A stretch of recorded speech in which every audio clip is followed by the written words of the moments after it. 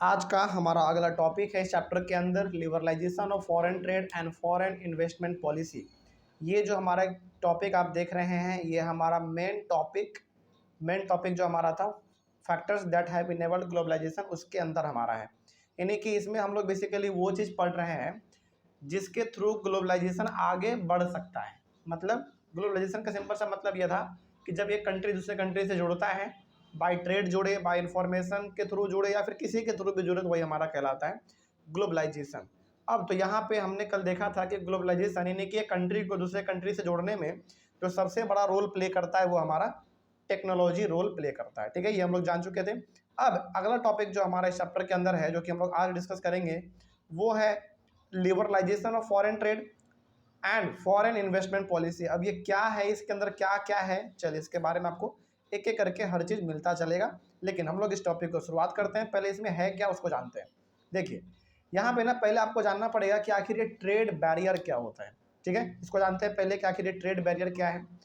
It is a tax which is impose on the imports of goods to any country. मतलब ये हो गया, चलिए इसको ना एक एग्जाम्पल देके समझाते हैं, बहुत अच्छे से आपको समझ जाएगा। जैसे देखो, बहुत अच्छा एग्जाम्पल इसका ये है कि सपोज कीजिए कि चाइना वाला अपना फ़ोन बना के हमारे इंडिया में बेचने के लिए आ रहा है। ठीक है, तो हमारा गवर्नमेंट क्या करता है, उस कंपनी से एक लंबा बहुत ही मोटा टैक्स वसूलता है। वही हमारा कहलाता है ट्रेड बैरियर। याद रहेगा ये चीज़। मतलब ट्रेड बैरियर का सिंपल सा मतलब है, जब भी कोई कंट्री दूसरे कंट्री में अपना बिजनेस चालू करने के लिए जाता है, अपने सामान को बेचने के लिए जाता है, तो वहाँ के कंट्री उसके ऊपर एकदम दबा के टैक्स मारता है। जैसे आपको मालूम है कि इंडिया में एप्पल का फ़ोन मिलता है, Samsung, Oppo, Vivo, Realme, Motorola, अलग अलग प्रकार के फ़ोन हमारे इंडिया में मिलते हैं, जिसमें से अधिकतर कंपनी जो है वो हमारे इंडिया का नहीं है। इसका मतलब हो गया कि जब वो बाहर से यानी कि जब वो बाहर किसी कंट्री से हमारे इंडिया में फ़ोन बेचने के लिए आते हैं, तो उस कंपनी के ऊपर हमारा इंडियन गवर्नमेंट दबा के टैक्स मारता है ना। और वही हमारा कहलाता है ट्रेड बैरियर। अच्छा, टैक्स क्यों मारता है मालूम है? टैक्स इसलिए लेते हैं क्योंकि भाई आप हमारे कंट्री में बिजनेस करने आ रहे हैं, तो हमको भी तो कुछ फ़ायदा होना चाहिए आपके आने से। तो इसीलिए हम लोग टैक्स को हम बहुत दबा के मारते हैं टैक्स। और हम लोग नहीं करते, ये हमारे गवर्नमेंट करते हैं। अच्छा, इसका नाम ना ट्रेड बैरियर क्यों रखा गया मालूम है? क्योंकि ये बेसिकली टैक्स के रूप में क्या कर रहा है, आपको बैरियर ही तो क्रिएट कर रहा है ना। बैरियर का मतलब आपको रोकना चाह रहा है वो। देखो कई बार क्या होता है ना, हालांकि अब तो ऐसा नहीं होता है, लेकिन पहले क्या होता था कि अपने यहाँ पे ना लोग ज़्यादा टैक्स वसूल लेते थे, जिसके वजह से कंपनी वाले वहाँ पे अपना सामान बेचने के लिए आते ही नहीं थे। अब जरा आप खुद सोचो, जैसे सपोज करो कि चाइना वाला यदि हमारे इंडिया में अपने सामानों को बेचने के लिए आ रहा है, ठीक है, और हम उस पर हद से ज़्यादा टैक्स ले रहे हैं, मतलब टैक्स उससे हम बहुत ले रहे हैं, जिसके वजह से उस कंपनी के मालिक को प्रॉफिट नहीं हो पा रहा है, तो क्या वो कभी भी अपना मोबाइल इंडिया में आके बेचना चाहेगा? कभी नहीं चाहेगा। इसीलिए इसका नाम पड़ा है ट्रेड बैरियर। लेकिन आज ऐसा नहीं होता है, आज हर कंट्री लगभग एक मॉडरेट यानी कि ठीक ठाक वैल्यू में वो टैक्स लेते हैं, जिसके वजह से कंट्री को भी फायदा होता है, यानी कि गवर्नमेंट को भी फायदा होता है, और उस कंपनी जो बेचने के लिए फ़ोन आ रहा है उसको भी फायदा होता है। ठीक है, तो ट्रेड बैरियर का सिंपल सा मतलब है, आप यहाँ पे ये याद रखिएगा कि ट्रेड बैरियर का मतलब है कि जब एक कंट्री का कंपनी किसी दूसरे कंट्री में अपने सामान को बेचने के लिए जाता है, अपने प्रोडक्ट को सेल करने के लिए जाता है, तो वहाँ के कंट्री उस प्रोडक्ट के ऊपर दम दबा के टैक्स मारता है, और वही हमारा कहलाता है ट्रेड बैरियर। और इसका नाम ट्रेड बैरियर इसलिए पड़ा है क्योंकि ये बेसिकली आपके ट्रेड को रोकना चाहता है ज़्यादा टैक्स लगा के। ठीक है, चलिए यही चीज़ है। लेकिन क्या आज के दौर में कोई ट्रेड बैरियर ज़्यादा लगाता है क्या? नहीं लगाता है। यदि ट्रेड बैरियर ज़्यादा लगा देगा, यानी कि टैक्स यदि ज़्यादा वसूलेगा, तब तो वहाँ पे कोई अपना सामान बेचने के लिए ही नहीं जाएगा। इसलिए आज हर कंट्री का गवर्नमेंट जो है ना एक मॉडरेट टैक्स लगाता है, ताकि दोनों को फायदा हो, गवर्नमेंट को भी फायदा हो और उस कंपनी को भी फायदा हो जाए। ठीक है, यही था हमारा ट्रेड बैरियर। आगे, it is called a barrier because it impose some restriction on imports of goods by increasing taxes. वही बात है जो हमने कहा कि इसको हम लोग बैरियर इसलिए कहते हैं क्योंकि ये हम लोग टैक्स दबा के मारते हैं, जिसके वजह से ये एक बैरियर के तौर पे काम करता है, यानी कि एक रुकावट के तौर पे काम करता है किसी भी कंपनी के लिए। अब देखो, जैसे आपने यहाँ पे एग्जांपल लिया कि चाइना वाला आदमी यदि हमारे इंडिया में फ़ोन बेचने के लिए आएगा, तो उस कंपनी का क्या सोच होगा? उस कंपनी का सोच ये होगा कि इंडियन गवर्नमेंट हमारे सामानों के ऊपर क्या करे, टैक्स बहुत ही कम ले, जिसके वजह से हमारा प्रॉफिट ज़्यादा हो पाएगा। लेकिन यदि इंडियन गवर्नमेंट टैक्स ज़्यादा लेती है तो वहाँ पे ये टैक्स किस तौर पे काम कर रहा है, बैरियर के तौर पे काम कर रहा है, ठीक है, यानी कि रुकावट के तौर पे काम कर रहा है। लेकिन आज ऐसा कोई कंट्री जल्दी करता नहीं है, क्योंकि सबको मालूम है कि हमारे कंट्री में यदि ज़्यादा से ज़्यादा सामान आएगा तो फ़ायदा हम ही को है, ठीक है। हमारे लोगों को अलग अलग चॉइस मिल पाएगा, वो अलग अलग प्रकार के पसंद को रख पाएंगे अपने पास, खरीद पाएंगे अपने सामानों को। इसीलिए कोई भी कंट्री आज ज़्यादा हैवी टैक्स नहीं लगाता है, बिल्कुल मॉडरेट टैक्स रहता है ताकि हर किसी को फायदा हो सके। आगे, government can use trade barriers to increase और decrease foreign trade and to decide what kinds of goods and how much goods should come into the country. अब देखो, गवर्नमेंट के पास ये पूरा अधिकार होता है कि कौन सा सामान इंडिया के अंदर आएगा, कौन सा सामान इंडिया से बाहर जाएगा, यदि कोई सामान बाहर से इंडिया में आ रहा है उसके ऊपर टैक्स कितना लेना है ना, ये सारा का सारा अधिकार गवर्नमेंट के पास होता है। अच्छा, गवर्नमेंट ना ट्रेड बैरियर क्यों लगाते हैं मालूम है? देखो चलो आपको ना एक एग्जांपल देते हैं, बहुत अच्छा एग्जांपल है। मान लीजिए कि इंडियन गवर्नमेंट ये चाहता है कि इंडिया के आदमी यानी कि इंडियन कंपनी जो फ़ोन बना रहा है ना वही पूरे इंडिया में चले। समझिएगा, बहुत अच्छा एग्जांपल आपको दे रहे हैं। मान लीजिए कि इंडिया में ऐसे कंपनी है जो कि अच्छा अच्छा फ़ोन बना के मार्केट में बेच रहा है, इंडिया में पूरा उसको बेचा जा रहा है। लेकिन चाइना का भी लोग है जो कि इंडिया में आके अपने सामानों को बेचना चाहता है। लेकिन गवर्नमेंट क्या चाहता है? गवर्नमेंट ये चाहता है कि चाइना का आदमी हमारे यहाँ पे ना आए, जिसके वजह से उसका फ़ोन यहाँ पे पहुँचेगा नहीं, तो लोगों को फ़ोन कौन सा खरीदना पड़ेगा? वही फ़ोन खरीदना पड़ेगा जो कि हमारे इंडिया का होगा। तो यहाँ पे गवर्नमेंट चालाकी क्या दिखाएगा, ट्रेड बैरियर इंक्रीज कर देगा, मतलब कि टैक्स थोड़ा सा ज़्यादा बढ़ा देगा, ताकि चाइना वाला आदमी यहाँ पे अपना सामान ला के बेचना भी चाहेगा तो वो बेचना नहीं चाहेगा, नहीं बेच पाएगा। और इससे मालूम है क्या है, इससे ये पूरी दुनिया को पता ये चलेगा कि इंडिया अपने यहाँ पे लोगों को आने से रोका नहीं है। एक्चुअली में वो कर क्या रहा है, इंडियन गवर्नमेंट कर क्या रहा है बताओ? एक्चुअली में तो वो रोक ही रहा है अपने टैक्स को बढ़ा के, लेकिन दुनिया की नज़र में हम क्या बन जाएंगे, अच्छे बन जाएंगे। इससे ये होगा कि दुनिया के लोगों को लगेगा कि इंडिया जो है ना किसी को अपने यहाँ पे आने से मना नहीं करता है, लेकिन हम लोग एक्चुअली में तो मना ही कर रहे हैं ना टैक्स ज़्यादा बढ़ा के। अब भाई उस कंपनी को फायदा ही नहीं होगा तो वो हमारे यहाँ पे आके सामान क्यों बेचना चाहेगा? इसीलिए कभी कभी ऐसा गवर्नमेंट ना, रेयर केस में ऐसा, बहुत रेयर केस में ऐसा गवर्नमेंट करती है कि ट्रेड बैरियर ही बढ़ा देगा, यानी कि टैक्स बढ़ा देगा, जिसके वजह से कंपनी यहाँ पे अपने सामानों को बेचने के लिए आना भी चाहेगा तो वो नहीं आएगा। और इससे प्रमोट किसको होगा, इससे बढ़ावा किसको मिलेगा? इससे खुद के कंट्री के प्रोडक्ट को बढ़ावा मिलेगा, ठीक है। इसीलिए यहाँ पे गवर्नमेंट के पास ये पूरा अधिकार होता है कि कितना टैक्स लेना है, कितना, कौन से सामान पे टैक्स लेना है, कौन से सामान पे टैक्स नहीं लेना है, कितने सामान इंडिया के अंदर आएंगे, कितने सामान इंडिया से बाहर जाएंगे, ये सब चीज़ गवर्नमेंट के कंट्रोल में होता है, ठीक है। आगे बढ़ते हैं।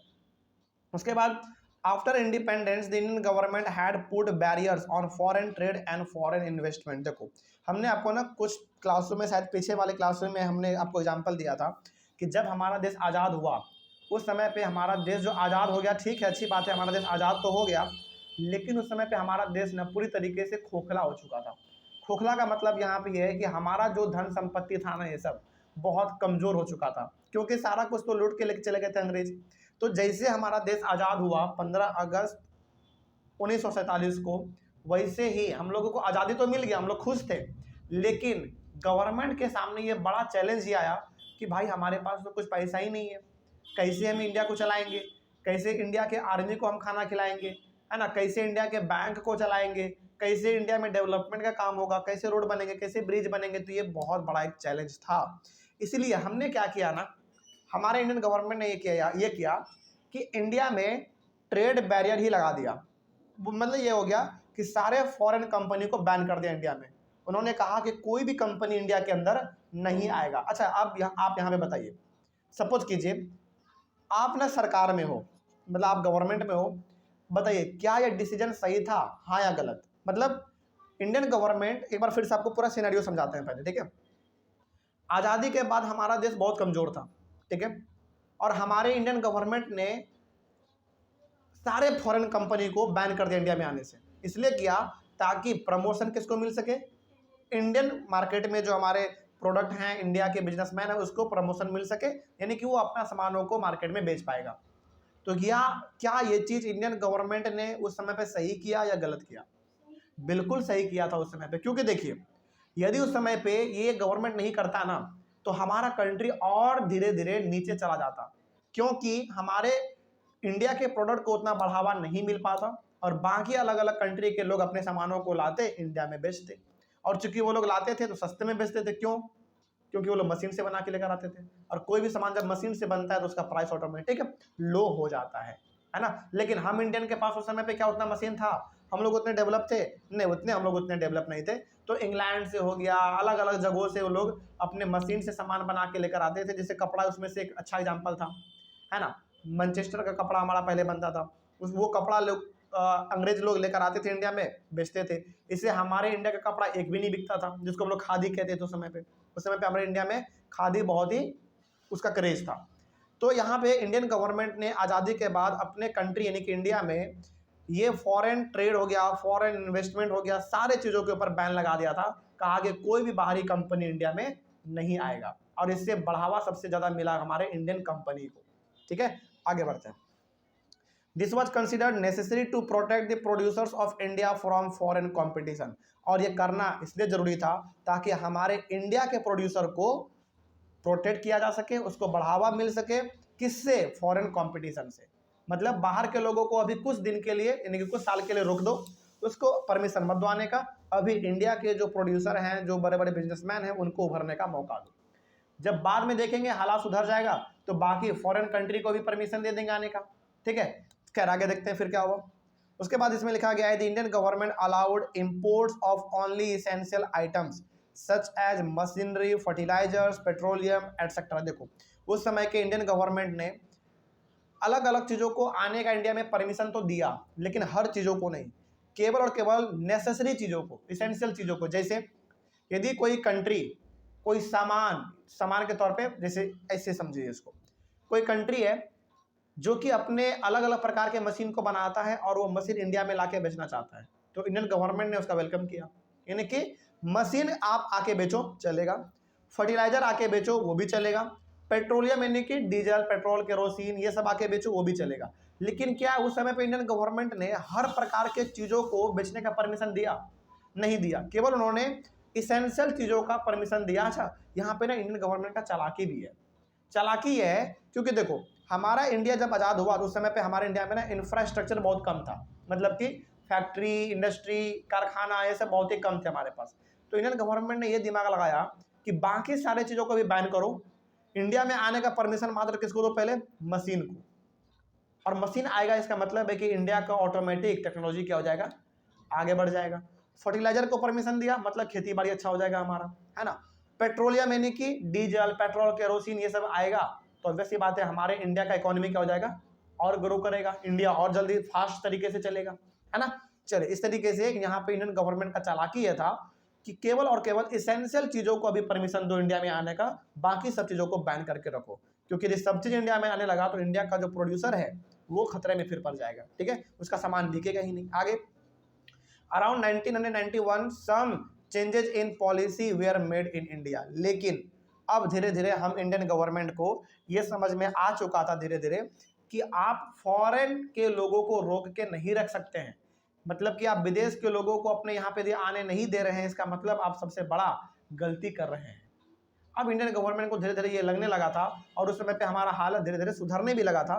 तो इंडियन गवर्नमेंट को ऐसा लगा कि हम लोगों को अपने पॉलिसी में थोड़ा सा चेंज करना चाहिए। मतलब ये हो गया कि अलग अलग दूसरे कंट्री के लोगों को भी इंडिया में आने का परमिशन दिया जाए ताकि वो लोग भी अपने सामानों को बेचेंगे, और बदले में हम क्या कर लेंगे उससे? क्या फ्री में आने देंगे इंडिया?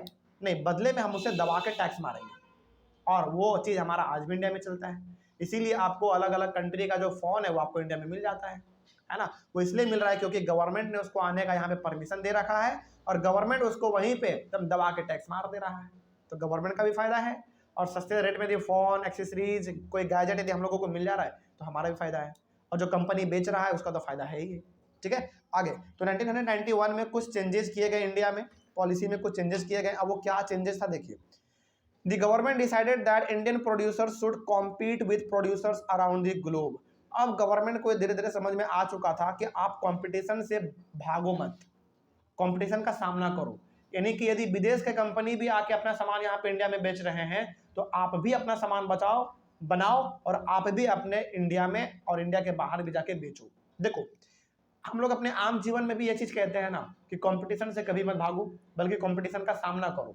वही चीज यहाँ पे इंडियन गवर्नमेंट कह रहा था हमारे इंडिया के बड़े बड़े प्रोड्यूसर को कि अब हम क्या करने जा रहे हैं, फॉरेन कंट्री के प्रोड्यूसर को भी इंडिया में परमिशन देने जा रहे हैं कि आप भी अपना सामान ला के इंडिया में बेचो। और इंडियन गवर्नमेंट ने साफ साफ इंडिया के लोगों को कह दिया था कि आप कंपटीशन से बचो मत, बल्कि आप कंपटीशन का सामना करो। यदि फॉरेन कंट्री के लोग अपना सामान ला के इंडिया में बेच रहे हैं तो आप भी बेचो, बेहतर सामान बनाओ, आप भी बेहतर सामान बना के बेचो, जिसका अच्छा लगेगा लोग उसका खरीदेंगे, है ना। और ये सबसे अच्छा डिसीजन भी था। देखो आज़ादी के वक्त ही यदि सबको परमिशन दे देते हैं ना तो हमारा इकॉनमी और नीचे चल जाता, क्योंकि हम लोग उस समय पर इसी तरीके से स्टेबल नहीं हुए थे।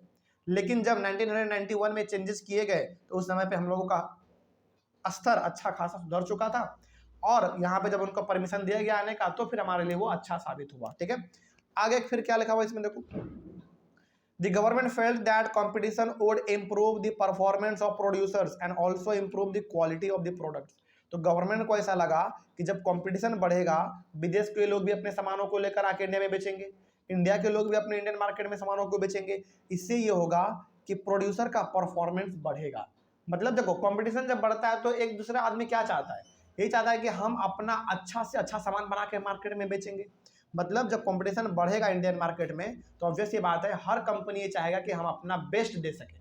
ठीक है, और दूसरी बात यहाँ पे ये होगा कि आपको जो प्रोडक्ट मिलेगा वो बिल्कुल क्वालिटी वाला प्रोडक्ट मिलेगा, कुछ खराब नहीं। आप खुद भी देखते होंगे मार्केट में, जैसे आप एग्जांपल देख लीजिए, जैसे हमारे यहाँ पे अपने मोहल्ले का एग्जांपल लेते हैं। ठीक है, जैसे देखो आप अपने मोहल्ले में देखो गोलगप्पा बहुत सारे लोग बेचते हैं यहाँ पे, एक यहाँ मंदिर के आगे भी बेचता है, एक वहाँ पे गुप्ता जी भी बेचते हैं, पुरानी आप चले जाओ पूरा उसका ठेला ही लगा हुआ है। मतलब यहाँ पे ना गोलगप्पा का भी कंपटीशन है, लेकिन आप कहाँ पे खाते हो, जहाँ पे अच्छा खिलाता है। वही चीज इंडियन गवर्नमेंट यहाँ पे कह रहा था कि सबको आने दो, इंडिया में सबको आने दो, जिसका प्रोडक्ट अच्छा रहेगा उसका चलेगा, लोग जिसको पसंद करेंगे वो प्रॉफिट कमाएगा। तो ये ना बहुत अच्छा चीज था, और कंपटीशन कभी भी खराब होता नहीं है, बस आपके अंदर जज्बा होना चाहिए। ठीक है, आगे तो इंडिया के प्रोड्यूसर ने भी सोचा कि ठीक है भाई उन सबको भी आने दो, उन सब से भी हम लोगों को कुछ सीखने को मिलेगा, है ना। अलग अलग टेक्नोलॉजी हम लोग अडॉप्ट करेंगे, उससे सीखेंगे कि आखिर वो लोग सामानों को कैसे बनाते हैं। जैसे आप यहाँ पे आज देखते हो ना, टाटा हो गया, बिरला हो गया, महिंद्रा हो गया, हमारे इंडिया में जो बड़े बड़े कंपनी है, हालांकि तो इंडियन कंपनी है, लेकिन ये सब साफ साफ कहते हैं कि हमने बहुत अलग अलग कंपनी से बहुत एक्सपीरियंस लिया है, सीखा है, तब जाके इतना बड़ा कंपनी बना है। आप जरा खुद सोचो, इंडिया का जो, हालांकि इंडिया का कंपनी जो हमारा है टाटा, वो बहुत पुराना कंपनी है, लेकिन क्या आपको लगता है कि टाटा कंपनी एक दिन में खड़ा हुआ होगा?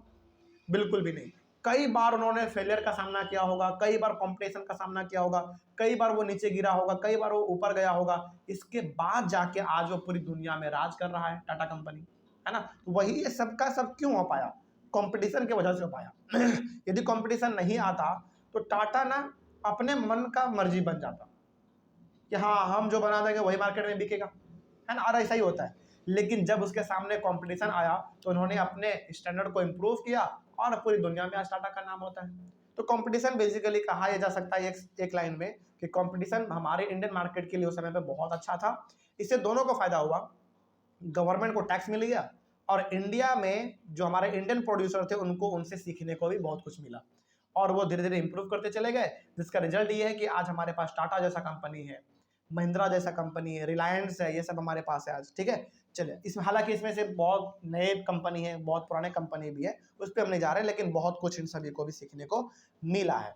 आगे उसके बाद इसमें कहा गया है this decision was supported by powerful international organisation. और जब इंडियन गवर्नमेंट ने इस पॉलिसी में चेंज किया, अलग अलग विदेश के लोगों को भी यहाँ पे परमिशन दिया, तो इसका स्वागत अलग अलग इंटरनेशनल ऑर्गेनाइजेशन ने भी किया कि हाँ इंडिया जो कर रहा है वो बिल्कुल सही कर रहा है, क्योंकि सबको पता था कि आप अपने यहाँ पे ना कंपटीशन से बचो मत, कंपटीशन का सामना करो। यानी कि जब इंडिया ने एक कदम उठाया तो अलग अलग कंट्री से हम लोगों को थोड़ा सा तारीफ मिला कि हाँ इंडिया अब सही रास्ते पे चल रहा है, और फिर वहाँ से हमारा एक बार जो कंट्री सुधरना शुरू हुआ, और आज तक हम लोग ठीक रास्ते पे हैं। ठीक है, आगे 10 barriers on foreign trade and foreign investment were removed in India, और इस तरीके से इंडियन गवर्नमेंट ने फॉरेन ट्रेड और फॉरेन इन्वेस्टमेंट पे जो बैरियर लगा दिया था उनको उन्होंने थोड़ा सा कम भी किया, ताकि टैक्स कम लेंगे तो ऑब्वियस सी बात है ज़्यादा से ज़्यादा लोग इंडिया में आके अपना सामान बेचेगा। तो इंडियन गवर्नमेंट ने इसमें बदलाव भी किया, लोगों को इंडिया में आने का परमिशन भी दिया और अपने टैक्स में उन्होंने थोड़ा सा कटौती भी किया, ताकि छोटे से छोटे प्रोड्यूसर भी दूसरे कंट्री के इंडिया में आके अपने सामानों को बेच सके। ठीक है, आगे, this meant that goods could be imported and exported easily and also foreign companies could set up their factories and offices in India। और इसके बाद ये हो गया कि इंडिया से भी लोग बाहर जाके अपना कंपनी लगा सकते थे अलग कंट्री में, और अलग अलग कंट्री के लोग भी इंडिया में आके अपना कंपनी लगा सकते थे, अपना प्रॉफिट कमा सकते थे, अपना सामान बेच सकते थे। तो ये इंडियन गवर्नमेंट ने एक बहुत अच्छा स्टेप उठाया। ठीक है, आगे, अब यहाँ पे अब आप समझो कि आखिर लिबरलाइजेशन का मतलब होता क्या है, क्योंकि आपके टॉपिक में एक वर्ड था लिबरलाइजेशन। अब आपको समझ में आ जाएगा आराम से। रिमूविंग बैरियर्स और restrictions set by the government on import of goods is known as liberalisation. Liberalisation का सिंपल सा मतलब है कि आपने जो बैरियर लगा रखा है कि कोई बाहर का कंपनी हमारे इंडिया में नहीं आ सकता है, जब आप उस बैरियर को रिमूव कर देते हो, बाकी सारे कंपनी को परमिशन दे देते हो कि हाँ इंडिया में आप आइए, अपने सामानों को बेचिए, बनाइए, प्रॉफिट कमाइए, यही हमारा कहलाता है लिबरलाइजेशन। लिबरल का मतलब होता है आज़ाद, और लिबरल से हमारा एक वर्ड बन गया लिबरलाइजेशन। ठीक है, तो यहाँ पे क्या मिल गया, बाकी कंपनी को आज़ादी मिल गया इंडिया में आने का, इंडिया में कंपनी सेटअप करने का, और इंडिया में अपने सामानों को बेच के प्रॉफिट कमाने का आज़ादी मिल गया। तो लिबरलाइजेशन का सिंपल सा मतलब क्या हुआ, लिबरलाइजेशन का सिंपल सा मतलब यहाँ पे ये है कि इंडियन गवर्नमेंट ने जब अपने सारे बैरियर, सारे रेस्ट्रिक्शन हटा लिए, जिसके वजह से अलग अलग प्रकार के कंपनी हमारे इंडिया में आ पाया, अपना प्रोडक्शन कर पाया, और यही हमारा कहलाता है लिबरलाइजेशन। यानी कि आज़ादी किसको मिल गया, यहाँ पे फैक्ट्री को मिल गया, अलग अलग कंपनी को मिल गया कि हाँ इंडिया में जाके भी अपना सामान हम बना सकते हैं और बेच सकते हैं, यही हमारा कहलाता है लिबरलाइजेशन। यदि डेफिनेशन पूछे तो आप ये डेफिनेशन लिख सकते हैं। आगे, with liberalisation people are allowed to make decisions freely about what they wish to import और एक्सपोर्ट। यानी कि लिबरलाइजेशन के बाद सारे कंपनी को आज़ादी मिल जाने के बाद कि हाँ आप इंडिया में जाइए, अपने सामानों को बेचिए, इसके बाद हर कंपनी यानी कि हर आदमी पूरी तरीके से स्वतंत्र हो गया, वो जो बना के मार्केट में बेचना चाहे वो बना के बेच सकता है। अब हाँ, ऐसा नहीं कि आप बम बना के मार्केट में बेच दो, ऐसा नहीं, उसके लिए आपको परमिशन चाहिए होता है। ठीक है, तो इस तरीके से सभी कंपनी को मौका मिलने लगा इंडिया में आने का, और सभी अपने अपने सामानों को बना के इंडिया में बेचने लगे, फिर अपना प्रॉफिट कमाने लगे। ठीक है, कोई दिक्कत इसमें, यही था हमारा लिबरलाइजेशन टॉपिक। चले, इस तरीके से हमारा ये खत्म हुआ। अगला टॉपिक है हमारा वर्ल्ड ट्रेड ऑर्गेनाइजेशन, इसको हम लोग शॉर्ट में WTO भी कहते हैं। इसको हम लोग अपने अगले वाले क्लास में डिस्कस करेंगे। तब तक के लिए थैंक यू वेरी मच, मिलते हैं हम लोग अपने अगले वाले क्लास में।